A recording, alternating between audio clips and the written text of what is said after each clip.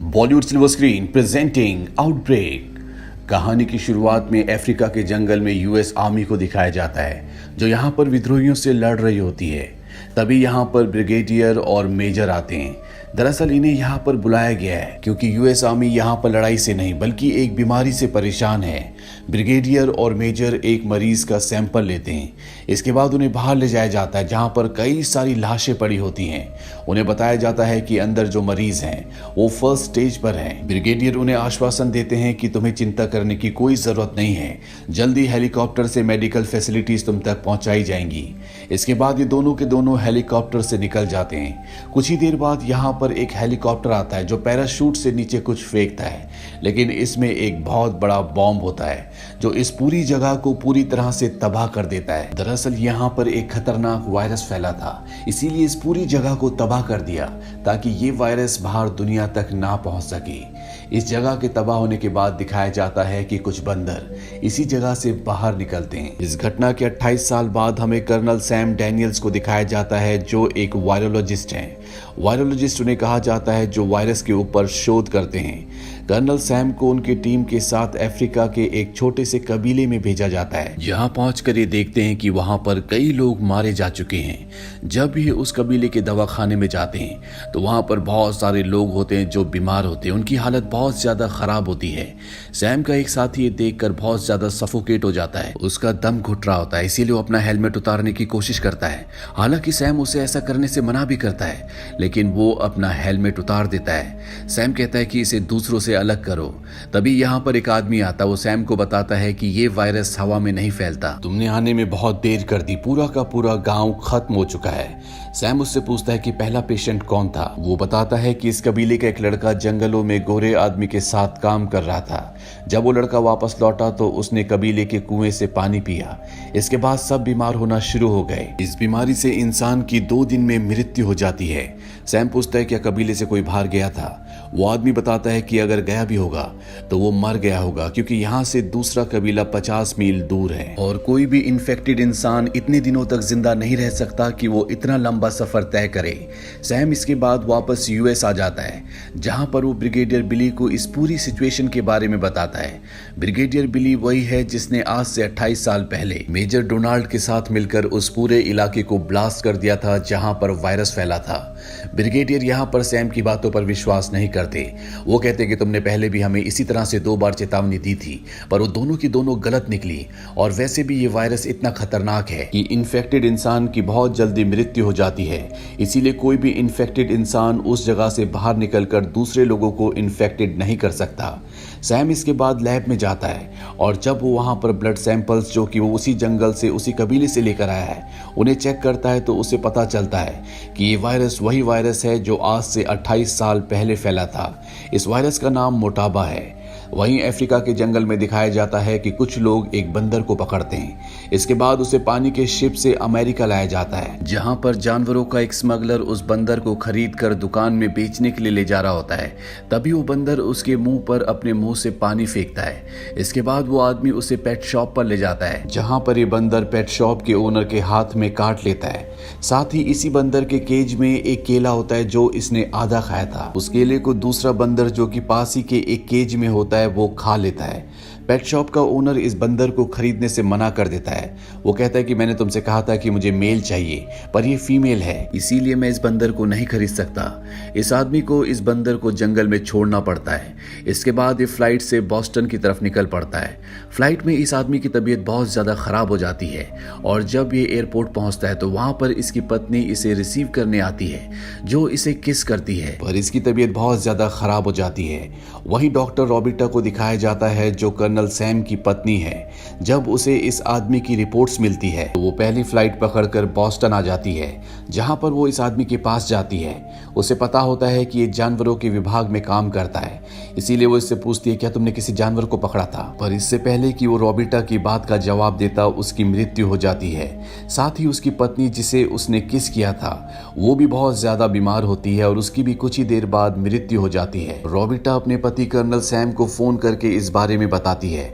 वो कहता है कि मैंने तुम्हें पहले कहा था लेकिन मेरी बात पर किसी ने विश्वास नहीं किया। ये हो ना हो वही मोटाबा वायरस है जो अफ्रीका के जंगलों में था, अब ये अमेरिका तक पहुंच गया। वहीं पेट शॉप के उस ओनर को दिखाया जाता है जिसके हाथ में बंदर ने काटा था, वो भी बीमार हो जाता है और साथ ही वो बंदर भी जिसने उस बंदर का जूठा केला खाया था। अब पेट शॉप के ओनर को हॉस्पिटल में ले जाया जाता है जहां पर उसके ब्लड सैंपल को लैब में भेजा जाता है, जहां लैब का वर्कर ब्लड सैंपल को मशीन के अंदर डालकर मैच में बिजी हो जाता है। वो मशीन को बंद किए बगैर ही ढक्कन खोल देता है जिससे ब्लड की ट्यूब फट जाती है और उसके चेहरे पर ब्लड गिर जाता है। लैब का वही वर्कर शाम को अपनी गर्लफ्रेंड के साथ मूवी देखने के लिए जाता है जहां पर बहुत ज्यादा लोग होते हैं। इस लैब वर्कर की वहां पर तबीयत खराब होना शुरू हो जाती है और जब ये खांसता है तो इसके मुंह से जो थूक के छींटे निकलते हैं जो सांस लेने के दौरान कई लोगों के शरीर के अंदर चले जाते हैं और एक साथ कई लोग इस वायरस से इन्फेक्टेड हो जाते हैं जो कि महामारी की तरह फैलना शुरू हो जाता है। वहीं डॉक्टर रॉबिटा और उसकी टीम को दिखाया जाता है जो इस बात से खुश होते हैं कि पिछले 24 घंटों से कोई भी केस नहीं आया, यानी कि ये वायरस नहीं फैला। पर तभी उन्हें कैलिफोर्निया से फैक्स आता है। उन्हें बताया जाता है कि यहाँ पर एक अजीब सी बीमारी बहुत तेजी से फैल रही है। रॉबिटा समझ जाती है कि ये वही वायरस है जो यहाँ बॉस्टन में पाया गया था। वो अपनी टीम के साथ कैलिफोर्निया पहुंच जाती है।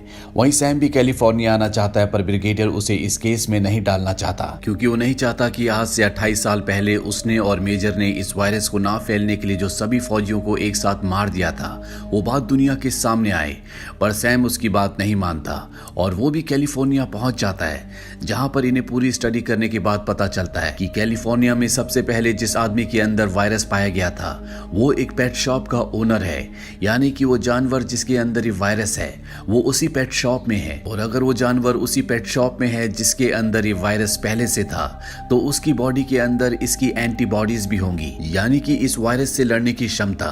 अगर ये उस जानवर को पकड़ ले तो उस जानवर के टेस्ट करने के बाद ये इस वायरस की दवा बना सकते हैं। रॉबिटा अपनी टीम के साथ उस लैब में जाती है। वो देखती है कि वहां पर एक बंदर बहुत ज्यादा बीमार है। वो अपनी साथी को बताती है कि ये वो बंदर नहीं हो सकता क्योंकि अगर इसके अंदर पहले से नेचुरल वायरस होता तो ये बीमार नहीं होता, फिर भी हमें इसके ब्लड सैंपल्स लेने होंगे। वहीं सैम को दिखाया जाता है जो ब्रिगेडियर के पास जाता है। वो ब्रिगेडियर को बताता है कि मोटाबा वायरस अब हवा में फैलना शुरू हो गया है क्योंकि ये विकसित है, तुम्हें पूरे शहर को क्वारंटीन करना होगा। चारों तरफ अफरा तफरी होती है और अब शहर को चारों तरफ से सील कर दिया गया है ताकि कोई भी इन्फेक्टेड इंसान यहाँ से बाहर ना निकल सके। वहीं हॉस्पिटल के बाहर दिखाया जाता है जहां पर ब्रिगेडियर ने दवाइयों का एक ट्रक भेजा होता है। आज से 28 साल पहले जब पहली बार मोटाबा वायरस मिला था उसके बाद उस वायरस की वैक्सीनेशन बना दी गई थी। यहाँ पर सभी मरीजों को ये वैक्सीन दी जाती है पर ये किसी पर भी असर नहीं करती क्योंकि वायरस अब इवॉल्व हो चुका है, उसका वेरिएंट बदल चुका है। और ये जो वैक्सीनेशन बनाई गई थी आज से 28 साल पहले उस वायरस के लिए बनाई गई थी जो कि ओरिजिनल वायरस था। लेकिन जब यही दवा बंदर को दी जाती है जो बीमार है तो वो पूरी तरह से ठीक हो जाता है क्योंकि वो उस बंदर के जूठे केले से बीमार हुआ होता है जिसके अंदर वायरस की फर्स्ट स्टेज थी और ये दवा उसी स्टेज के लिए बनी होती है। सैम समझ जाता है कि आर्मी के पास पहले से मोटाबा वायरस की इंफॉर्मेशन थी पर यह बात उनसे छुपाई गई। अब सैम की एक टीम का एक डॉक्टर इस वायरस से इन्फेक्टेड हो जाता है और जब सैम की वाइफ रॉबिटा उस मरीज को इंजेक्शन लगाती है तो उसके बहुत ज्यादा हिलने से उसी इंजेक्शन की सिरिंज रॉबिटा के हाथ में भी लग जाती है। वो ये बात सैम को नहीं बताती पर जब वो अपने हाथ धो रही होती है तो सैम वहां पर पहुंच जाता है। सैम को पता चल जाता है कि रॉबिटा के हाथ में सिरिंज लग चुकी है, यानी कि अब वो भी इन्फेक्टेड हो जाएगी। सैम यहाँ से सीधा ब्रिगेडियर के पास जाता है। वो कहता है कि तुम्हें वायरस का पता था इसीलिए तुम्हारे पास वैक्सीन थी। अगर आर्मी चाहती तो वो हजारों लोगों को बचा सकती थी, हमें इसके ऊपर और भी रिसर्च करने चाहिए थे।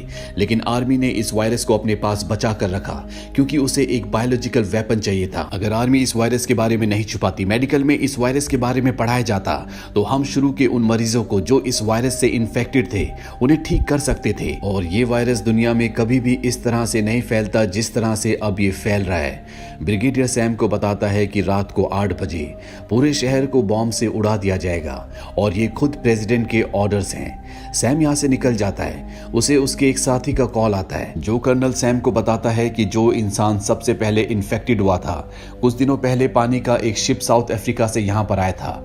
उस शिप से उसने एक जानवर को स्मगल किया था। वो जानवर क्या था हमें इस बारे में कुछ भी नहीं पता। सैम किसी तरह से उस शिप का पता लगाकर वहां पहुंच जाता है। सैम क्रू मेंबर्स को कहता है कि वो यूएस आर्मी में एक डॉक्टर है, मुझे तुम्हारी मदद की जरूरत है। शिप का जो क्रू होता है वो सैम को एक कमरे में ले जाता है जहां पर उस आदमी की डेड बॉडी होती है जो अफ्रीका से बंदर को पकड़ कर लाया था। वो भी मोटाबा वायरस से मर गया होता है। सैम जब उसके कमरे में जाता है तो वहां पर उसे उस बंदर की फोटो मिल जाती है। वो समझ जाता है कि यही वो बंदर है जिसने इंसानों को इन्फेक्टेड किया है, यानी कि उसकी बॉडी के अंदर वायरस है, लेकिन वो बिल्कुल ठीक है क्योंकि उसकी बॉडी में इस वायरस से लड़ने की क्षमता है। और अगर ये बंदर सैम को मिल जाता है तो वो इस बंदर के टेस्ट करने के बाद इस वायरस की दवा बना सकता है। सैम उस बंदर की फोटो नेशनल टेलीविजन पर दिखाता है और बोलता है कि अगर किसी ने भी इस बंदर को देखा है तो वो इस बंदर से दूर रहे और जल्द से जल्द हमें इन्फॉर्म किया जाए। ये न्यूज एक लेडी देखती है। दरअसल उसकी बेटी ने इस बंदर से दोस्ती कर ली होती है। वो सैम को कॉल करके इन्फॉर्म करती है। सैम अपनी टीम के साथ उस घर तक पहुंच जाता है और उस बच्ची को, जिस बच्ची का बंदर दोस्त है, सैम उसे कहता है कि तुम्हें उस बंदर को बुलाना होगा, सबको उस बंदर की जरूरत है। वो बच्ची जंगल से बंदर को बाहर बुलाती है और जब बंदर बाहर आता है तो उसे गन फायर से बेहोश कर दिया जाता है। वहीं यूएस आर्मी को दिखाया जाता है जो पूरे शहर को मिसाइल से ब्लास्ट करने के लिए उड़ चुकी होती है।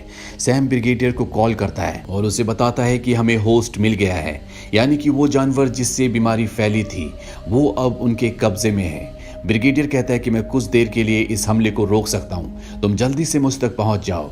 सैम उस बंदर को लेकर लैब तक पहुंच जाता है जहां पर बंदर के शरीर से ब्लड निकालकर अब दवा बनाने की तैयारी होती है। इसके बाद सैम अपनी पत्नी रोबिटा के पास जाता है जो वायरस से बहुत ज्यादा इन्फेक्टेड हो गई होती है, पर सैम इस बीमारी का सीरम बना चुका है जो वो अपनी पत्नी की बॉडी में इंजेक्ट करता है जिससे वो ठीक होना शुरू हो जाती है। सैम को बताया जाता है कि अभी भी शहर के ऊपर बॉम्ब गिराने के ऑर्डर को पूरी तरह से कैंसिल नहीं किया गया। एक प्लेन लगातार शहर की तरफ बॉम्ब लेकर बढ़ रहा है। वहीं यूएस आर्मी के कंट्रोल रूम में दिखाया जाता है जहां पर मेजर डोनाल्ड होते हैं। वो नहीं चाहते कि इस वायरस का कोई भी सीरम बने क्योंकि वो इस वायरस को अपने देश के लिए दुश्मन के खिलाफ एक बायोलॉजिकल वेपन के रूप में इस्तेमाल करना चाहते हैं। इसीलिए ब्रिगेडियर के ये बताने के बाद भी कि इन्होंने दवा बना ली है, वो शहर को पूरी तरह से खत्म करने का ऑर्डर देते हैं ताकि शहर के साथ साथ इलाज भी हमेशा के लिए खत्म हो जाए। और अब सैम भी उस प्लेन के सामने आकर अपना हेलीकॉप्टर खड़ा कर देता है जो शहर की तरफ बॉम्ब लेकर बढ़ रहा है। वो रेडियो पर उन्हें बताता है कि हमारे पास दवा है, अगर तुम शहर पर बॉम्ब गिराते हो तो तुम सभी बेगुनाह लोगों की मौत के जिम्मेवार होंगे। वहां से मेजर डोनाल्ड लगातार उन्हें ऑर्डर दे रहे होते हैं कि उन्हें शहर पर बॉम्ब गिराना है, लेकिन पायलट कर्नल सैम की बात से कन्विंस्ड हो जाते हैं और वो जानबूझकर बॉम्ब को समंदर के ऊपर गिराते हैं जिससे शहर बच जाता है। मेजर डोनाल्ड एक बार फिर से उन्हें ऑर्डर देते हैं। वो कहते हैं कि वापस बेस पर आओ और बॉम्ब को लोड करके शहर के ऊपर फेंको ताकि हम पूरी तरह से इस शहर को खत्म कर दें। ब्रिगेडियर को यहाँ पर गुस्सा आ जाता है। वो कहता है कि अब तुम्हारे कोई भी ऑर्डर नहीं माने जाएंगे, तुमने प्रेसिडेंट से सच छुपाया इसीलिए तुम्हें अरेस्ट किया जाता है। वो कहता है कि तुम भी मेरे साथ फंसोगे ब्रिगेडियर, क्योंकि 28 साल पहले ये दोनों ही थे जिन्होंने इस वायरस के बारे में दुनिया से छुपाया, साथ ही उस एरिया को जहां पर यूएस आर्मी के बहुत सारे जवान इसी वायरस से इन्फेक्टेड थे बॉम्ब से पूरी तरह से उड़ा दिया था। पर ब्रिगेडियर यहाँ पर कहते हैं कि ये बात अब हमारे हाथों से बहुत दूर पहुंच चुकी है। और इसके बाद मेजर जनरल डोनाल्ड को गिरफ्तार कर लिया जाता है। अंत में दिखाया जाता है कि सैम अपनी पत्नी रोबिटा के पास जाता है जो पूरी तरह से ठीक हो चुकी है, यानी कि इस वायरस का एक सही इलाज मिल चुका है। इसी के साथ ये फिल्म, ये कहानी यहीं पर खत्म हो जाती है। ये फिल्म सन 1995 में रिलीज हुई थी। IMDb पर इसकी रेटिंग है 6.6। इस फिल्म का बजट था $50 मिलियन और बॉक्स ऑफिस पर इसने कमाई की थी $190 मिलियन की। उम्मीद करते हैं कि ये कहानी आपको पसंद आई होगी।